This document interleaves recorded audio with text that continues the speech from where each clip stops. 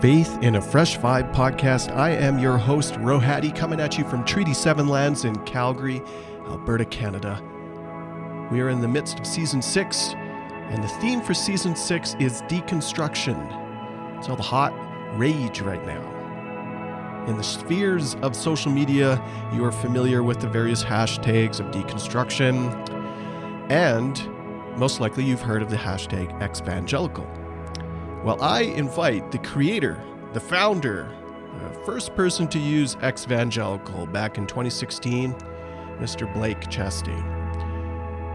This series on deconstruction is one to help those who are filtering and processing through their past church experiences, wondering if there is a Christianity worth reclaiming. I don't know what your experience is, but my hope is that through this series and this season, you will be able to capture some pieces worth reclaiming and to help you along the journey of processing some bad experiences in your Christian or church experience. Blake comes to us from just outside Chicago, I believe. He is a writer and a podcaster. He has 2 podcasts, Powers and Principalities and the Exvangelical podcast. He's also a writer with a newsletter called the Evangelical Post. I think there's a joke somewhere in there. And then this year in 2022, I believe, coming from Convergent will be his book, speaking a little bit about the life and times of the Exvangelical movement and the hashtag and his own story.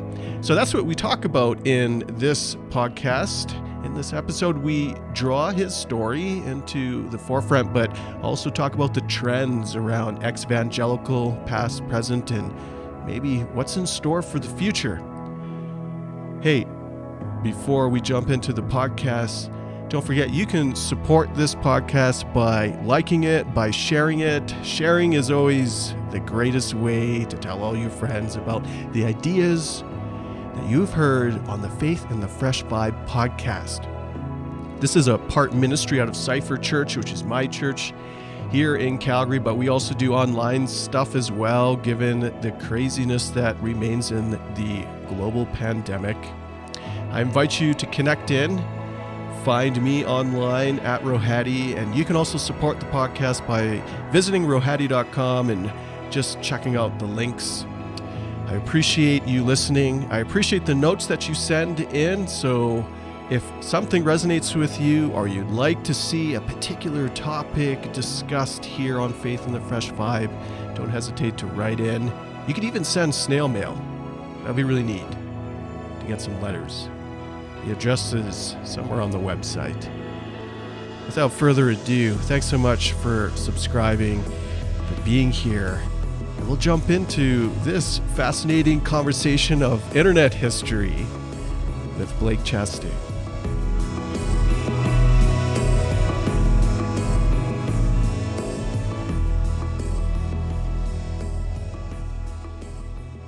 Welcome, Blake, to the Faith in the Fresh Vibe podcast. I am so excited to have you because there's going to be, in the land of social media, there is some history that you can draw us into around evangelical. Is that right? Exvangelical.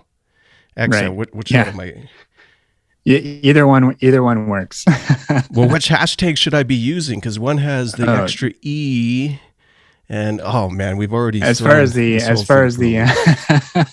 hashtag, I think the one that is used more often is the one without the extra E. So Exvangelical. Yeah. Good Morning America hasn't called you yet to come on to talk about the launch or the coining. I don't know. Does the internet send you some type of acknowledgement or award of when hashtags are coined? No, not really. I mean, Twitter won't even verify me. It used to be something that was listed on, like, if you are widely attributed to, having played a part in some sort of hashtag related community or what have you. That used to be something you could get verified for, but not anymore. It's been a lot of years since you could get verified. They opened up the applications earlier this summer, but even with the new guidelines, it's still not something I did that not know that.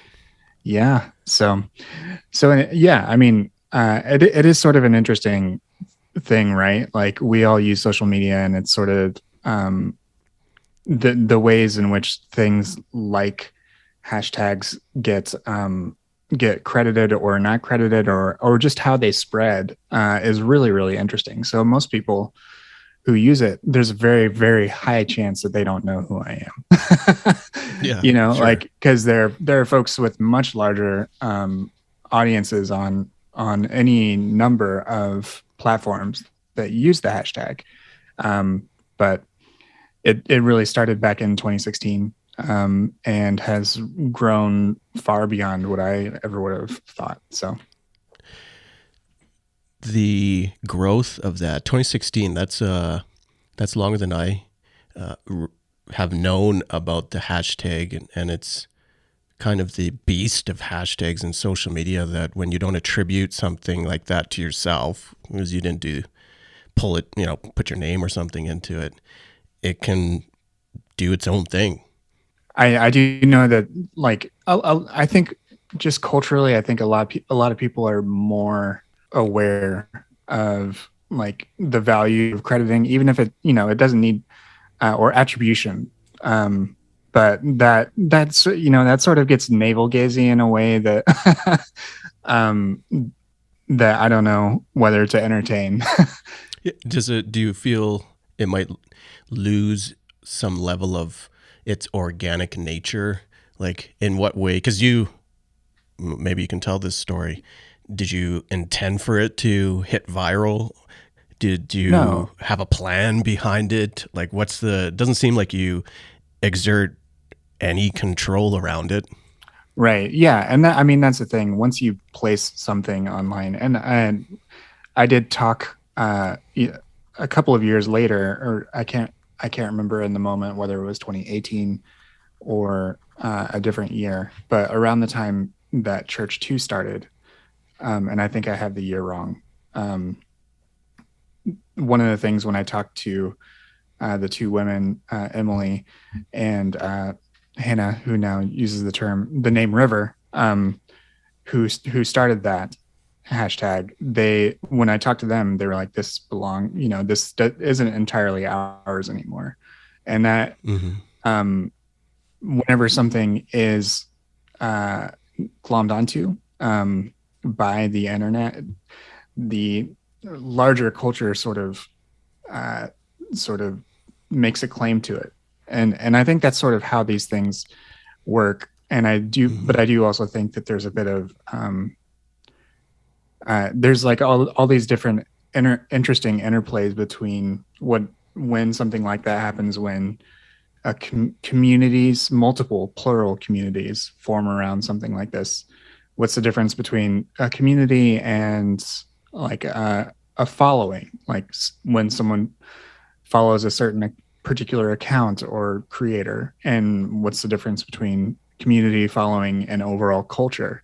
Like all of these things are sort of things that my experience and being both a participant and an observer in this space for the past few years has made me be very sort of introspective about it in that respect. I guess it matters if you have some merch.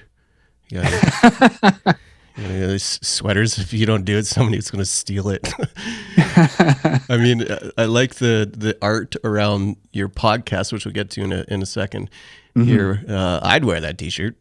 Yeah, ironically, but no, I'd wear that T-shirt. Yeah, I do have some shirts. I don't hawk them very hard, I guess. But we'll throw that in the show notes. Have you tracked the stats of it at all to kind of track the use, see if there's any trends that you've noted? Yeah. Some of the tools that I've been able, generally, like right now, the ones that I can recall at the top of my head, like whenever you look on, I think TikTok has been the biggest surprise, just because it has generated so much exposure, and just that platform, I think, took everyone, including Mark Zuckerberg, by surprise. And now 1 billion people use that app, and it's got somewhere around, at this point, 400 million impressions there. There's around 45 to 50,000 public posts on Instagram using the hashtag. It's got around 100,000 daily impressions on Twitter. So TikTok is the beast. Yes. I mean, TikTok, I've heard of TikTok, but definitely not there. That is massive. Yeah. And I mean, the interesting thing is, like, John Piper's son, Abraham Piper, is really big on TikTok, has over 1 million followers, uses the hashtag sometimes. Like, and I mean, that's an example. Like, I've not had any interaction, but it's something that you can stumble across, and you'll find a different people that are exploring different facets of deconstruction, which I know is the focus of your series that you're working on.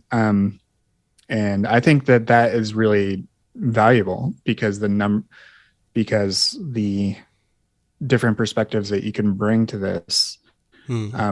My hope is that whatever this becomes long term, it won't just be some new liberal progressive version of what we learned in evangelicalism, and white evangelicalism in particular. Because if we're just carrying those same power structures and everything else forward, then I'm not sure. Then I'm not sure we've done enough. So the fact that there are multiple people using terms like exvangelical to describe their perspectives and find like-minded people, then I hope that continues, because that's not some. If everybody that was using it was just another cis white guy like me, then I think that would be that wouldn't be as powerful. I think that's one of the criticisms of deconstruction, the movement, the not so much the hashtag, but I mean, if you could do demographic stats on that, that would be fascinating.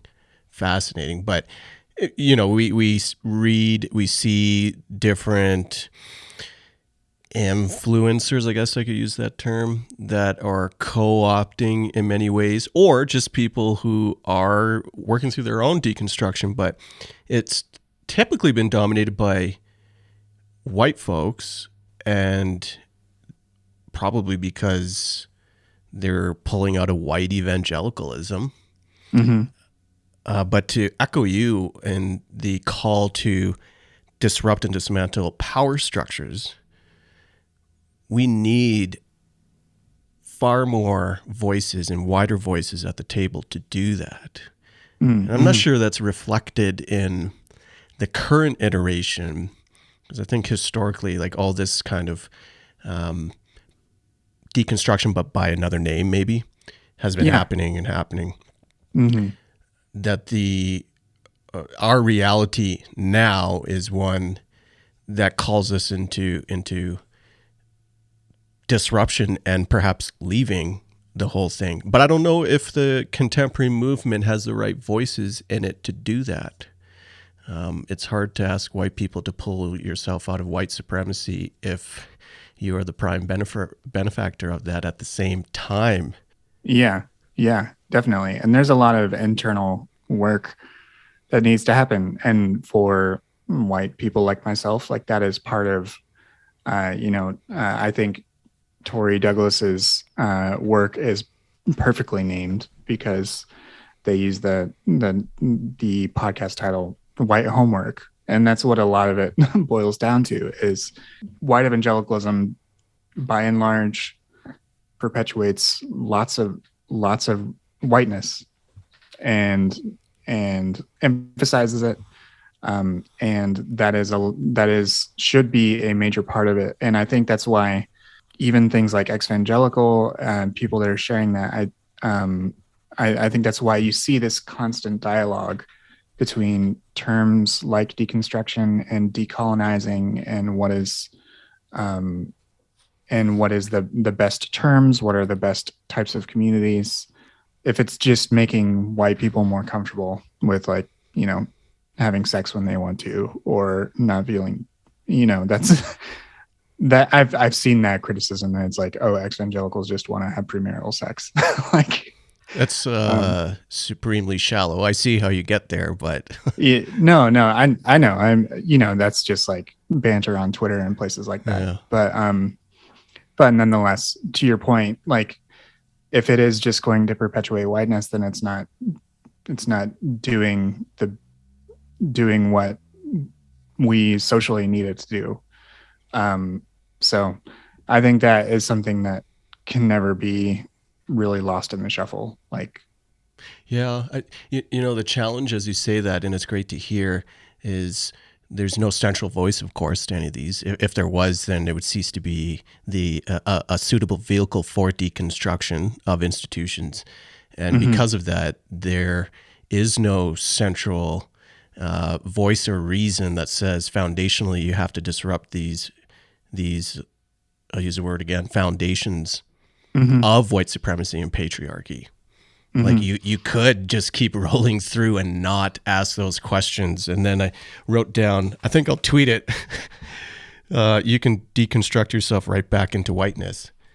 And that does need to be a major part of it. And by no means does that mean that, like, if someone is just looking for that part, if a white person in particular is looking for that part to be one of the comfortable parts of deconstruction, that's let me disabuse you of that notion. Like, as another white person that has done some of this work, and just recognizing it's going to be a lifelong type of thing, and that you're going to have to practice a lot of humility. But even so, I think one of the things that people find out when they keep going through this process of deconstruction is that a big part of it is addressing that whiteness. And if you're a person of color, then that also means understanding how you have been oppressed, or finding ways to connect to other parts of your heritage. But I can't speak to that. I can speak to what it means to address whiteness and how it's been perpetuated through white evangelicalism. And even in that respect, I'm still working through how to best do that. And it's not just evangelicalism. Whiteness pervades all the institutional forms that have roots in Europe. From those thinkers, all of them, and you must contend with those things and learn how you've been shaped and formed. And that's where I think a lot of people of color or racialized minorities, at least, to figure out how you've been shaped and formed by this type of thinking and beliefs. It's one that calls you into an interrogation of your belief systems, and that challenges your understanding of self and faith. It challenges where all those things came from. You need to have an alert moment, like awareness needs to be lifted. I think particularly in Asian folks, kind of caught in between in the racialized struggle, there needs to be an alertness developed about your racialization on one hand, but also how a lot of your traditions come out of white supremacy. Let's take a step back and talk about what catalyzed the hashtag. Yeah, I think really that's a great question. And I think really it did start with this idea for a podcast that explored these things. And then the hashtag came from that. But essentially, just to really briefly summarize my own sort of experience in white evangelicalism, raised in the United Methodist Church. How I usually describe that is that even though a lot of people can consider that a more mainline tradition, it takes on a lot of local flavor. So growing up in small town Indiana, it was a more conservative type church environment than, say, if you went to a church in downtown Chicago. Was really deep into youth group culture in the 90s, felt the call to ministry at the ripe old age of 17. Went to Indiana Wesleyan University, and the first full week of my freshman year is when 9/11 happened. And actually that sort of changed the tenor of things. And that's where I felt sort of caught between this tension of developing my own initial first political, personal convictions and awakening, so to speak, and was at odds with the majority conservative colleagues that I had in the history department, which one of the main teachers there was a Christian Reconstructionist. So like things like dominionist theology and things like that was very prevalent there, and felt a lot of cognitive dissonance because I was also studying like Greek and taking church history classes. But nonetheless, after all of that, I decided I had too much of a faith crisis to feel comfortable pursuing seminary. Worked full time and went to grad school part time, and continued to wrestle with evangelicalism, trying to find out whether I could have a place in it. Studied things like creation care, which is like an ecological stewardship narrative of theology in grad school. And eventually, like, we were in a more I had gotten married, and my spouse and I were in a church community that was more conservative than we were, though we stayed for the reason that a lot of people stay, which is that we loved the people there. But when that became untenable, that was the last like evangelical community that I was a part of. The reason why I ran through all of that is just to say what really made me think about evangelicalism in this way was that both myself and some of my close friends and some of my friends that I knew just from college and high school that were deeply involved in white evangelicalism in one facet or another had moved away, had distanced themselves from that church tradition, that cultural tradition, and all of everything that white evangelicalism entails. And it touches every part of your life. But we all had made these decisions to not continue that tradition. Couldn't. And I really wanted to be able to explore why we all left. And that was really the impetus of developing the show. But I mean, it took me another year and a half. Like, we left that church in 2014. The first episodes of the podcast didn't happen until summer 2016. So that idea germinated for a while.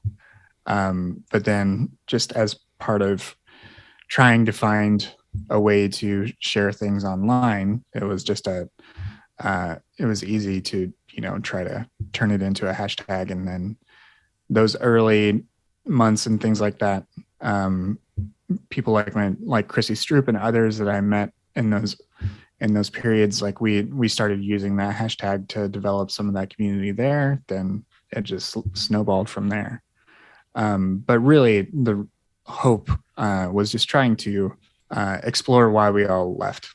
That's a fascinating approach, because it's really an expose and a capturing of stories. The catalyst is storytelling, the why, which I find really, really neat, because that's a different take than what I often see, both in ministry, but you can find it anywhere on social media, that I'm reacting from a place of hurt. Someone wounded me. They wounded me bad. I'm hurt. I'm mad. And then we can kind of dwell in that space, and it can become toxic.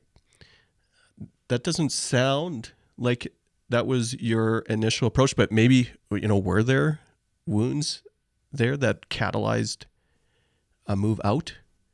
Yeah, I mean that to me was the interesting thing, and the reason why I thought podcasting would be a good medium for it is that I could have started what was popular in 2016, Medium. Like I could have done like a Medium publication or something like that explored this in 1,500 word posts that no one would read. But the idea of having a conversation like this and letting someone tell their story and talk about that hurt in their own voice, in their own words, with just largely, open-ended questions, that to me felt more, it felt more real. It felt more approachable.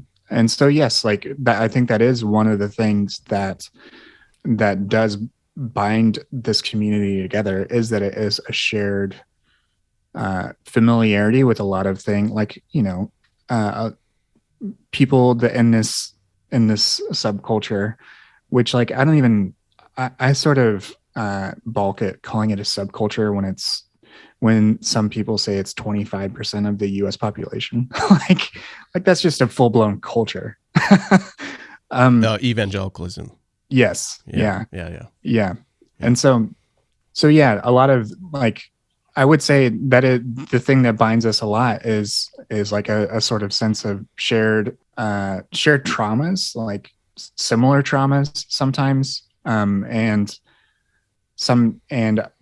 just awareness of who the VeggieTales are and DC Talk, and like some of this stuff that we all have these similar experiences in, and that in and of itself is powerful. It does make you have to think through what the value is and whether it's long-term or whether it's more transitional. Does this mean that you stay in this space forever, or is it a space that is more like a triage center, and you shepherd people from where they're processing this prior identity before they move into another one?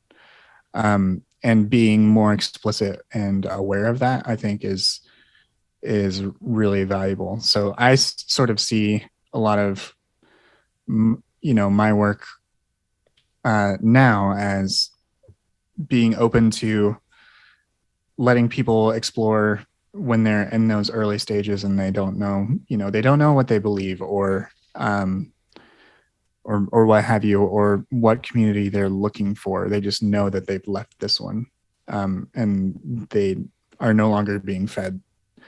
That's a very churchy thing. No longer being fed there. There's you're in pieces. Mm-hmm. Yeah, you're in pieces. Yeah.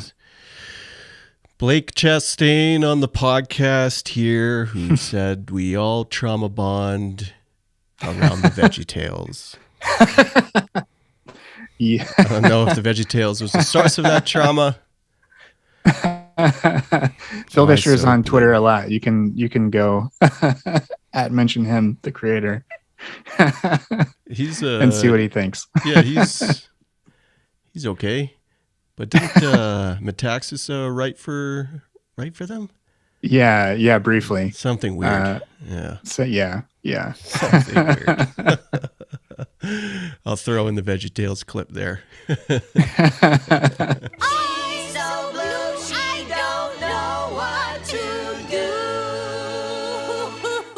When you're bonding around shared either suffering or abuse, or you're just coming to a realization that you need to pick up the pieces. Maybe you don't actually. Maybe just walk away from it all. Like, that makes sense. Just walk away from it all. But I think that there's also a peace within us, call it whatever you want, Spirit of God, spirituality. There's a peace that is still grounded in some type of connection to something greater. It's a lot of somethings. Mm-hmm. And we don't have the pieces. We don't have previews. I don't want to say answers, but we don't have pathways into what might be a new thing. Like right at the top, we talked about how, big deal if we do this initial, it would be faux deconstruction. If all you did was iterate yourself right back into whiteness, for example, or right back into the next progressive thing. So what is the next thing? I wonder if we can spend some time now. We'll just switch gears and spend the rest of our time talking about some previews. Like, I don't know if there's a whole roadmap there. And I don't think you can do that. I think it's unique to the land that you're situated on and the people who are in it. But what kind of practices, what kind of directions or pathways are you seeing thematically through both the work that you're doing on the podcast, but also you're filtering a lot of the key trends within the hashtag itself, right? What are you seeing that's giving life? Yeah, I think that's a great question. And I think one of the things you are seeing is, I think the key word you used was practice. Like, it's not what people aren't looking for a new belief system, because the one that was foisted on them or the one that they developed was one that eventually buckled under the pressure of this expectation that it was supposed to give you all the answers, that it was supposed to guide your personal development in a particular way, mold you into this person, but people break the mold all the time. And if like cis white guys can't fit into it, like that difficulty is compounded when you're not a cis white guy. That's why I think you're seeing a lot of this, a lot of exploration of things like the Enneagram and things like tarot and astrology. These are broad, like spiritual practices that I think are just gaining a lot of popularity on social media in general. Other things like witchcraft and things like that. You're seeing those things be utilized because they are practices that draw you more back to yourself than to this idea of a perfect God that despises you when you don't reflect that same perfection. I think you're seeing the other people maybe discovering some of the spiritual practices of their own ancestors. Yes. And that is extremely valuable. There are things like the Mystic Soul Project, which is POC led and POC focused. Talking to those things, you have other writers and workers like Caitlin Curtis, who talks about indigenous belief and what that means to reclaim that or to discover that for oneself after leaving evangelicalism. So I do think it is that emphasis on practice. I don't think that we're going to see something that leads in one particular path. Like, I think that was in retrospect, maybe that's what was happening with, say, like the emergent church 20 years ago, is like they wanted to move evangelicalism forward progressively through like moderate steps. And that, I was a kid back then. So like, but I'm sure that was something that they fought for and that they thought through and all of that. But I think what will happen now is that hopefully we can develop these acceptable coalitions where we can understand one another's differing theological positions, but still affirm everyone's autonomy, have some shared values in regards to autonomy and the value of humanity and spiritual practice, but not insist that you have to have this set of supernatural beliefs,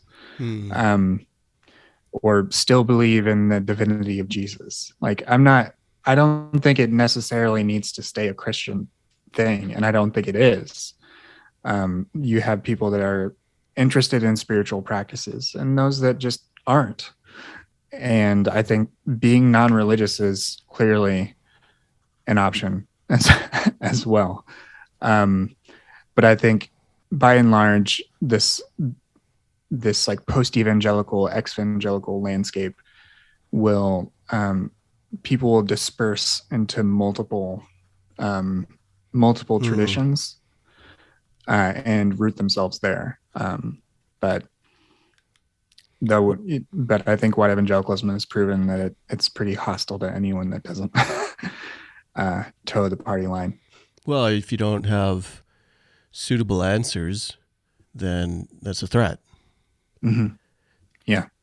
It's interesting that you talk about, you didn't use this word, but pathways that where deconstruction could take you, some religious, some spiritual, some not. Would you say one of the pathways of deconstruction is actually pulling yourself out of Christianity? Yeah, I mean, I think that is a legitimate path. Yeah, like I don't know. To me, the question, "Are you still a Christian?" is one of the less interesting questions on this. That's a good way to put it. on this sort of deconstruction journey that your listeners, that I'm on, that. Well, I mean, are you still a Christian? Like, that is still limiting you to what you think about the Apostles' Creed or the Bible. What do you mean? Yeah. And we mostly have that dominant picture in our mind when we mean that. Right. Yeah. And to me, it's the more interesting question is what makes you flourish? Like, what is affirming you, and what is making you value the world and the people around you? Because if your beliefs aren't serving you, then why are you serving them? I'm if that makes any sense. Like, if they're not permitting the possibility for you to live out your whole self, as you said, to flourish, then it's not giving life. Right. And I mean, Jesus talked about abundant life, and did we live an abundant life in evangelicalism? And if you did, then why the hell are so many people leaving?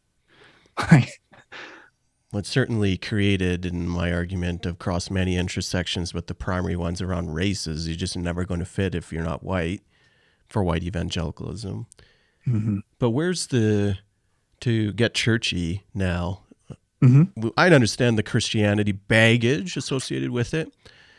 Can you deconstruct yourself? I mean, of course you can. Of course you can. But where does Jesus fit in all of that?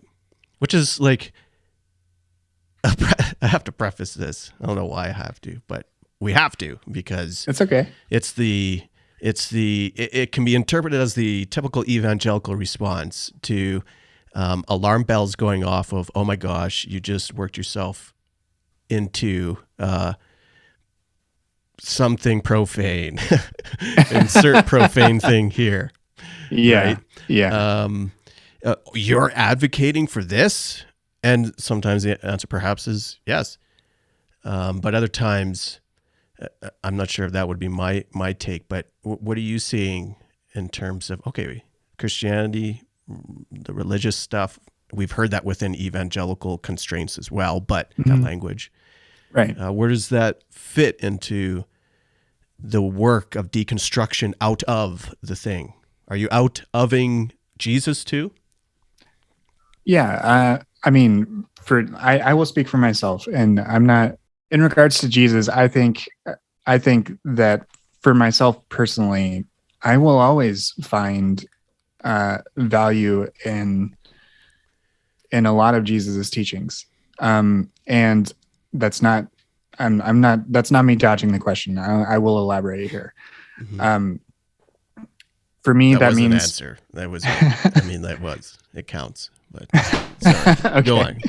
But even to elaborate a little bit more, for one of the key sort of things that guides my ethics is actually some teaching that I received in college about what's called the Philippian hymn, and that's in Philippians 2. This passage that in Philippians 2, it's in verse. It's not in paragraph because they believe that it's and some scholars believe it was an early Christian hymn, and it talks about how Christ took on didn't seek equality with God, but took on the visage of a servant. I'm messing up the language. I'm sorry, but he took on the image of a servant and served people. And that was something that was deeply imprinted on me. And it was this idea, it's this idea, very churchy, of kenosis, of self-emptying. And I think one of the things that someone like me can take from that is recognizing things in a different language, like privilege. Like that's not something, but abdicating or being aware of white privilege, and even though it's not something you can give up, being cognizant of it and working to address that in your own life and in society. And that is something that I think I'll always carry with me, even as my theological beliefs shift and change. And then, other elements of Christ's teachings in the Gospels. Those teachings that I think remain radical. Yeah, I would agree. I am compelled by Jesus. And I press against the notion that we have to discard Christianity, that we certainly have to discard Jesus.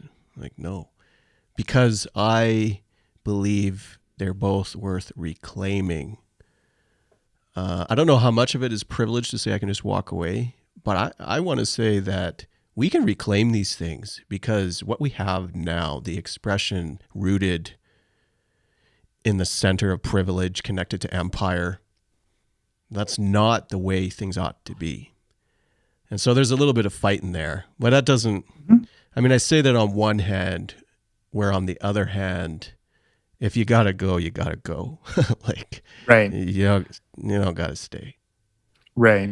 Yeah. And I think that's the tension, right? Is that some people, even if they, respect Jesus a lot, he seems like a great guy, your followers are kind of crappy, and we're not. And I was traumatized by them, and I can't be in community with them.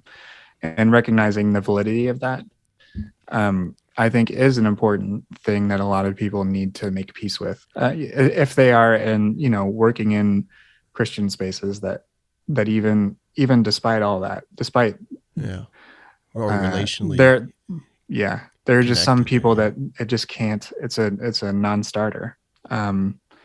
But I agree, and one of the things that I think makes deconstruction so personally difficult is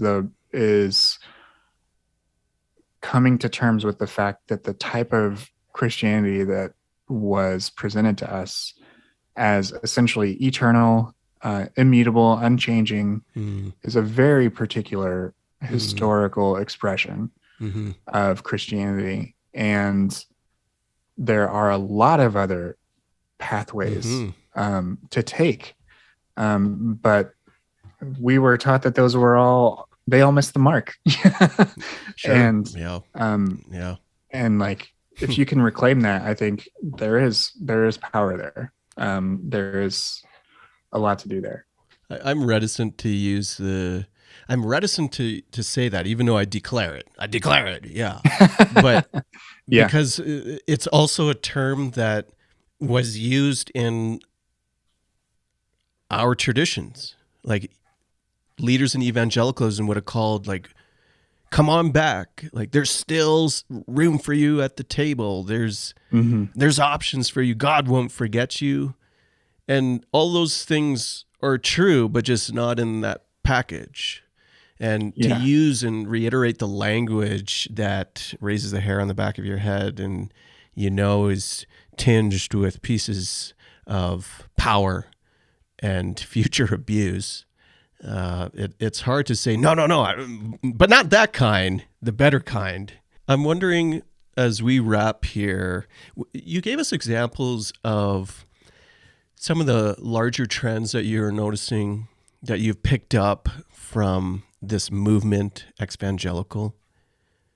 Let's bring it closer to home in community, your own practices perhaps, but also ones in your community. What is community, church, if I can use that term? Let's use it. Let's reclaim it.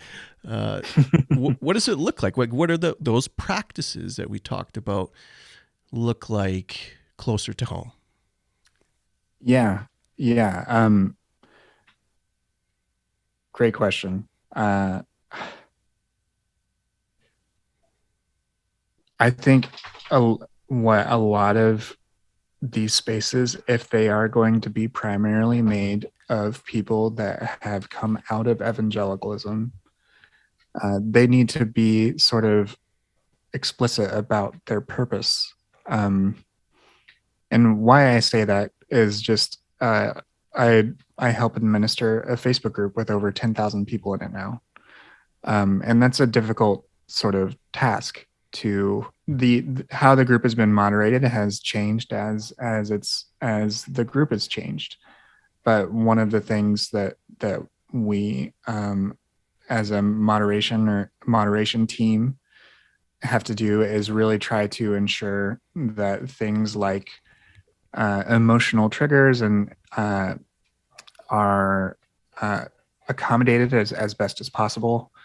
That we don't let sort of whiteness stay centered, even though a big portion of the group is white. The group is 2/3 female or more, and the moderation team, cis men, are the minority intentionally. Those sort of things need to be important, but a lot of times whenever these spaces are primarily online, I think the value from being explicit is really is heightened, is because we're communicating primarily by text, and we have no idea how the algorithms that are opaque to the user are affecting what is being surfaced for folks. So like there's lots of things at play there. But I think the reason why you need to be explicit is just that some places need to have a lot of rules, or say this is the intent of this space is to be as safe as possible. It's not a freewheeling space where you can say whatever, where we don't have that many moderation rules. There can be spaces like that too, but it's just not. All of them need to be explicit. So I think that is something, and I think if for communities, church communities or other communities that are looking to integrate people from this background or other similar backgrounds, they also need to have a bit of sensitivity and understanding about what someone's reservations about participating in another spiritual community might be. And I think that awareness is growing. And I mean, I had a pastor who was extremely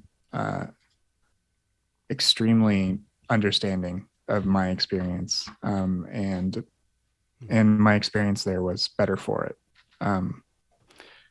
So like those are sort of the two paths that I think of specifically, is the ones that are like whether it's something specifically made of and for people who have been traumatized or are exvangelical, and for those that are exvangelical or however they self-identify, and wanting to participate in a broader community. Thank you for sharing those two ideas. I think it's interesting that and confirm this for me. When you think of your community close to home, you're thinking primarily of online communities?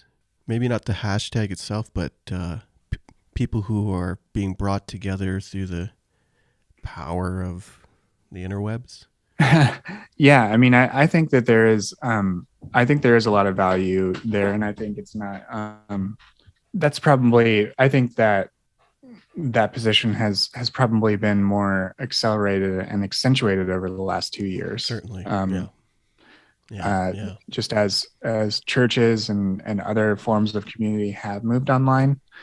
But I don't really want to discredit the sort of role that identity exploration and community exploration has in online spaces, just because it's not as clear as a distinction as it may once have been.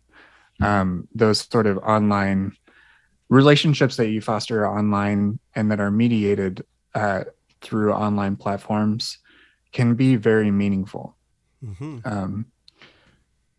That's not to say that like the local church is assigned to history. Right now, for me, like we moved during the pandemic.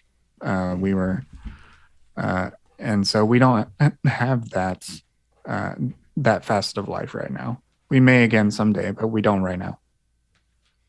Let's finish our time with a little bit of sharing with your work.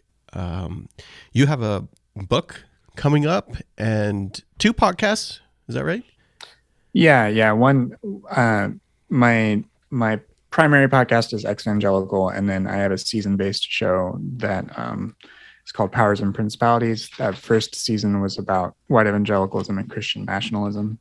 And then the Exvangelical typically comes out twice a month. I got a bit off that cycle in October for various reasons, but yeah, those are the 2 podcasts. And then I'll be, it was just announced I'm working on a book that will be published in, I believe, 2023.